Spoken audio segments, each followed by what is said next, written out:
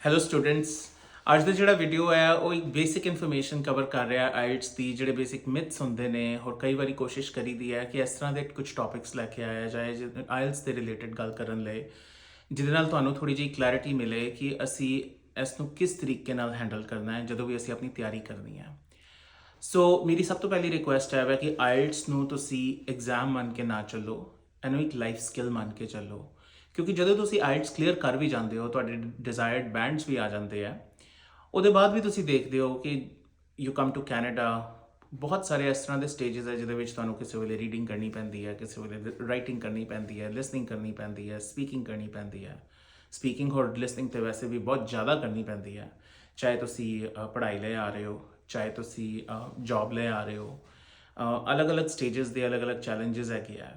ਸੋ ਜਦ ਤੁਸੀਂ ਆਪਣਾ ਇੱਕ ਕਨਸੈਪਟ, ਬੇਸਿਕ ਕਨਸੈਪਟ ਜਿਹੜਾ ਹੈ ਉਹ ਕਲੀਅਰ ਕਰ ਲੈਂਦੇ ਹੋ, ਉਹਦੇ ਨਾਲ ਜਿਹੜੇ ਉਹਦੇ ਇਫੈਕਟ ਹੈਗੇ ਆ ਉਹ ਕਾਫੀ ਜਗ੍ਹਾ ਪੈਂਦੇ ਆ।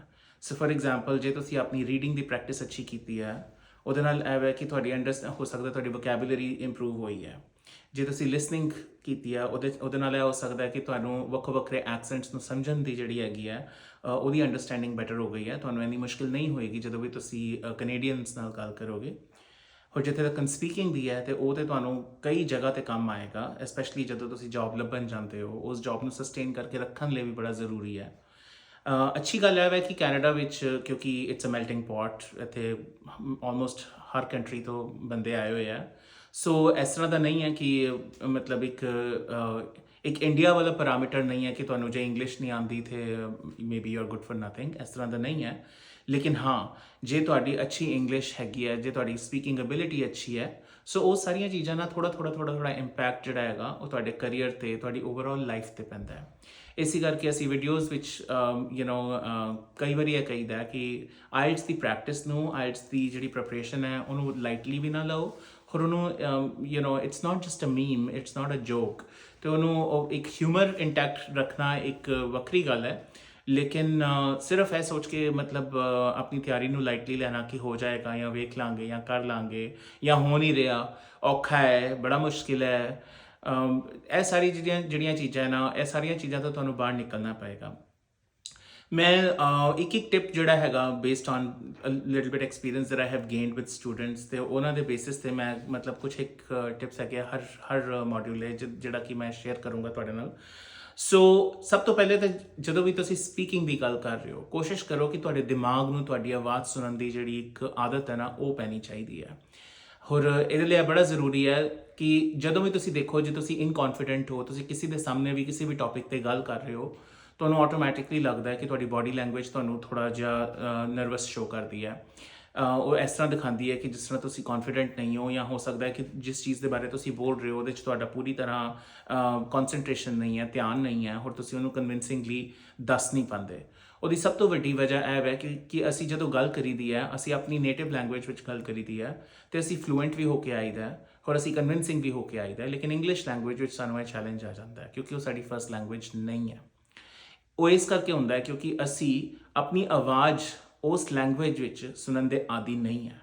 ਇਸੇ ਕਰਕੇ ਤੁਸੀਂ ਕੋਸ਼ਿਸ਼ ਕਰੋ, ਇਹ ਰੀਡਿੰਗ ਹੋਰ ਸਪੀਕਿੰਗ, ਇਹ ਦੋਨੋਂ ਚੀਜ਼ਾਂ ਲਈ ਬੜੀ ਕੰਮ ਆਉਂਦੀ ਹੈ ਕਿ ਜਦੋਂ ਵੀ ਤੁਸੀਂ ਕੁਝ ਬੋਲ ਰਹੇ ਹੋ, ਇੰਗਲਿਸ਼ ਵਿੱਚ ਕਨਵਰਸ ਕਰ ਰਹੇ ਹੋ, ਚਾਹੇ ਉਹ ਇਕੱਲੇ ਬੈਠੇ ਇੱਕ ਰੂਮ ਵਿੱਚ ਮਿਰਰ ਦੇ ਅੱਗੇ ਕਰ ਰਹੇ ਹੋ, ਚਾਹੇ ਉਹ ਆਪਣੇ ਫਰੈਂਡਸ ਸਰਕਲ ਵਿੱਚ ਕਰ ਰਹੇ ਹੋ, ਜਾਂ ਕਿਸੇ ਹੋਰ ਨਾਲ ਗੱਲ ਕਰ ਰਹੇ ਹੋ, ਕਿਸੇ ਸਟ੍ਰੇਂਜਰ ਨਾਲ ਗੱਲ ਕਰ ਰਹੇ ਹੋ, ਕੋਸ਼ਿਸ਼ ਕਰੋ ਕਿ ਤੁਸੀਂ ਉਸ ਮੋਮੈਂਟ ਨੂੰ ਇੰਜੋਏ ਕਰੋ ਜਦ ਤੁਸੀਂ ਬੋਲ ਰਹੇ ਹੋ ਔਰ ਉਹ ਸੁਣ ਰਹੇ ਹੈ।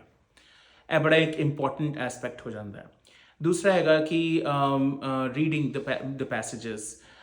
ਇਹਦੇ ਵਿੱਚ ਮੈਂ ਦੇਖਿਆ ਕਿ ਬਹੁਤ ਜ਼ਿਆਦਾ ਸਟੂਡੈਂਟਸ ਜਿਹੜੇ ਆ ਉਹ ਸਟਰਗਲ ਕਰਦੇ ਆ। ਹੋਰ ਕਈ ਵਾਰੀ ਮੇਰੇ ਨਾਲ ਪਰਸਨਲੀ ਐਕਸਪੀਰੀਅੰਸ ਇਹ ਵੀ ਹੋਇਆ ਕਿ ਈਵਨ ਮੈਂ ਜਦੋਂ ਪੈਸੇਜ ਕਰਾਇਆ ਤੇ ਇੱਕ ਅੱਧੇ ਆਨਸਰਸ ਜਿਹੜੇ ਸੀਗੇ ਉਹ ਮੇਰੇ ਵੀ ਗਲਤ ਨਿਕਲੇ। ਉਹਦਾ ਸਭ ਤੋਂ ਵੱਡਾ ਰੀਜ਼ਨ ਇਹ ਸੀਗਾ, ਇਹ ਨਹੀਂ ਕਿ ਅੰਡਰਸਟੈਂਡਿੰਗ 'ਚ ਕਮੀ ਸੀ, ਕਿਉਂਕਿ ਅਸੀਂ ਡਿਸਟਰੈਕਟ ਹੋ ਜਾਈਦਾ।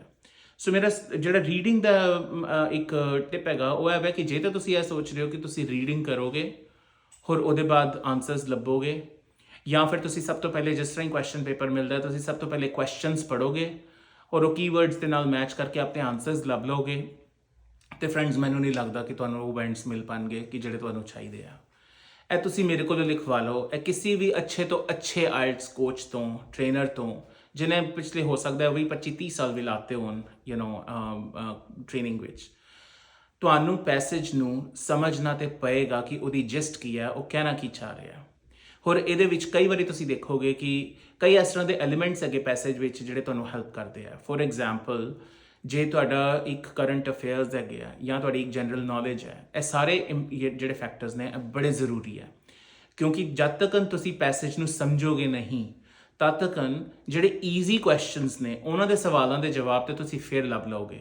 ਲੇਕਿਨ ਇਸ ਤਰ੍ਹਾਂ ਦਾ ਕੋਈ ਵੀ ਕੁਐਸਚਨ ਜਿਹੜਾ ਥੋੜਾ ਜਿਹਾ ਘੁਮਾ ਕੇ ਆਨਸਰ ਪੁੱਛ ਰਿਹਾ ਹੈ ਜਾਂ ਤੁਹਾਨੂੰ ਕਲੀਅਰ ਨਹੀਂ ਹੋ ਪਾ ਰਿਹਾ ਕਿ ਉਹ ਪੁੱਛ ਕੀ ਰਿਹਾ ਹੈ, ਜਾਂ ਹੋ ਸਕਦਾ ਹੈ ਕਿ ਕਿਸੇ ਵੇਲੇ ਇਹ ਵੀ ਹੋ ਸਕਦਾ ਹੈ ਕਿ ਆਨਸਰਸ ਵੀ ਦੋ ਹੋਣ ਤੇ ਤੁਹਾਨੂੰ ਇਹ ਨਾ ਸਮਝ ਆ ਰਿਹਾ ਹੋਏ ਕਿ ਇਹਦੇ ਵਿੱਚ ਰਾਈਟ ਕਿਹੜਾ ਹੈ ਔਰ ਰੋਂਗ ਕਿਹੜਾ ਹੈ। ਉਹ ਸਾਰੀ ਦੀ ਸਾਰੀ ਕਹਾਣੀ ਹੈ ਉਹ ਇਸੇ ਚੀਜ਼ ਤੋਂ ਸ਼ੁਰੂ ਹੁੰਦੀ ਹੈ ਕਿ ਸਾਨੂੰ ਪੈਸੇਜ ਸਮਝ ਕਿੰਨਾ ਆਇਆ। ਮੈਂ ਕਈ ਇਸ ਤਰ੍ਹਾਂ ਦੇ ਸਟੂਡੈਂਟਸ ਨਾਲ ਆਪਣੇ ਸੈਸ਼ਨਸ ਵਿੱਚ ਦੇਖਿਆ ਕਿ ਜਦੋਂ ਉਹ ਪੈਸੇਜ ਪੜ੍ਹ ਲੈਂਦੇ ਆ ਉਹਨਾਂ ਨੂੰ ਕੋਈ ਆਈਡੀਆ ਨਹੀਂ ਹੁੰਦਾ ਕਿ ਇਹ ਪੈਸੇਜ ਕੀ ਕਹਿ ਰਿਹਾ। ਇਹਦਾ ਮਤਲਬ ਹੈ ਕਿ ਉਹਨਾਂ ਦੀ ਸਭ ਤੋਂ ਪਹਿਲੀ ਚੀਜ਼ ਜਿਹੜਾ ਫੈਕਟਰ ਸੀਗਾ ਕਨਸੈਂਟਰੇਸ਼ਨ, ਉਹੀ ਨਹੀਂ ਆ, ਇੰਟਰਸਟ ਨਹੀਂ ਹੈ, ਤੁਸੀਂ ਇਹ ਮੰਨ ਸਕਦੇ ਹੋ। ਲੇਕਿਨ ਗੱਲ ਸਿਰਫ ਹੈ ਕਿ ਤੁਸੀਂ ਜਦ ਤੱਕ ਉਹ ਪੈਸੇਜ ਸਮਝੋਗੇ ਨਹੀਂ ਤੁਹਾਨੂੰ ਕਦੀ ਵੀ ਉਹਦੇ ਆਨਸਰਸ ਨਹੀਂ ਮਿਲਣਗੇ। ਲੇਟਲੀ ਮੈਂ ਇੱਕ ਪ੍ਰੈਕਟਿਸ ਜਿਹੜੀ ਸੀਗੀ ਉਹ 2-3 ਸਟੂਡੈਂਟਸ ਨਾਲ ਸ਼ੇਅਰ ਕੀਤੀ ਜਿਸ ਦੇ ਨਾਲ ਉਹਨਾਂ ਨੂੰ ਥੋੜੀ ਜਿਹੀ ਹੈਲਪ ਮਿਲੀ।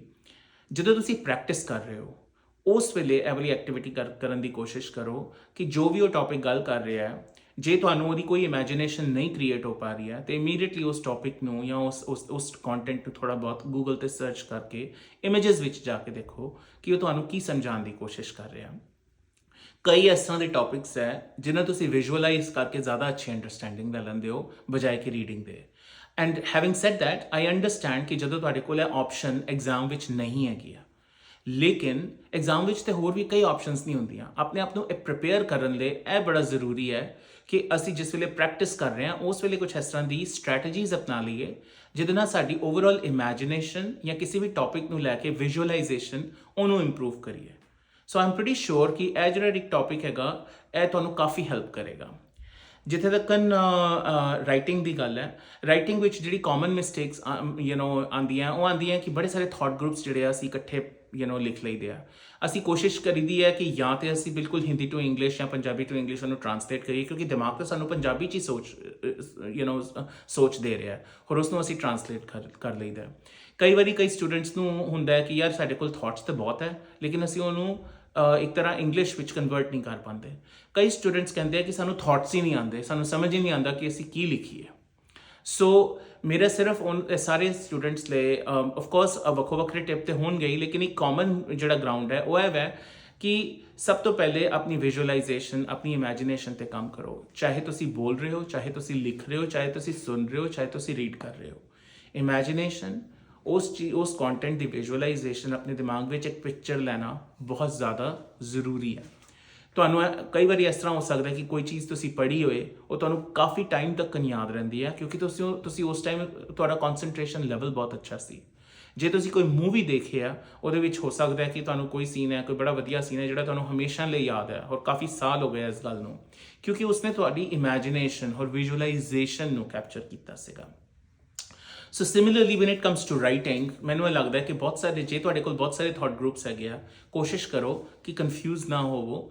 ਉਹਨੂੰ ਧੀਰੇ ਧੀਰੇ ਪ੍ਰੈਕਟਿਸ ਜਦੋਂ ਹੋ ਰਹੀ ਹੈ ਉਸ ਵੇਲੇ ਉਹਨੂੰ ਲਿਖਣਾ ਸ਼ੁਰੂ ਕਰੋ। ਜਦੋਂ ਤੁਸੀਂ ਉਹਨੂੰ ਵੱਖੋ ਵੱਖਰੇ ਥਾਟ ਗਰੁੱਪਸ ਨੂੰ ਲਿਖ ਰਹੇ ਹੋ, ਇੱਕ ਟ੍ਰਾਂਜਿਸ਼ਨਿੰਗ ਪਕੜ ਲਓ ਕਿ ਉਹ ਟ੍ਰਾਂਜਿਸ਼ਨਿੰਗ ਦਾ ਮਤਲਬ ਹੈ ਕਿ ਇੱਕ ਥਾਟ ਗਰੁੱਪ ਤੋਂ ਦੂਸਰੇ ਥਾਟ ਗਰੁੱਪ ਤੇ ਕਿੱਦਾਂ ਪਹੁੰਚਣਾ ਹੈ।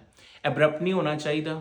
ਦੂਸਰੀ ਗੱਲ ਜਿਹੜੀ ਹੈਗੀ ਆ ਉਹਦੇ ਵਿੱਚ ਇਹ ਵੀ ਬਹੁਤ ਜ਼ਿਆਦਾ ਜ਼ਰੂਰੀ ਹੈ ਕਿ ਜਦੋਂ ਤੁਸੀਂ ਆਪਣੀ ਸੈਂਟੈਂਸ ਸਟਰਕਚਰ ਕ੍ਰੀਏਟ ਕਰਦੇ ਹੋ ਲਿਖਣ ਵਿੱਚ, ਜਿਹੜੇ ਟੈਂਸਸ ਨੇ, ਆਈ ਨੋ ਬਹੁਤ ਵੱਡਾ ਹਵਾ ਹੈਗਾ ਕਿ ਯਾਰ ਸਾਨੂੰ ਟੈਂਸਸ ਸਮਝ ਨਹੀਂ ਆਉਂਦੇ, ਹਾਲਾਂਕਿ ਹੁੰਦੇ ਤੇ ਪ੍ਰੈਜ਼ੈਂਟ ਹੈ, ਪਾਸਟ ਹੈ ਔਰ ਫਿਊਚਰ ਹੈ, ਲੇਕਿਨ ਇੱਕ ਬਿਨਾਂ ਗੱਲ ਦਾ ਹਵਾ ਬਣਿਆ ਹੋਇਆ।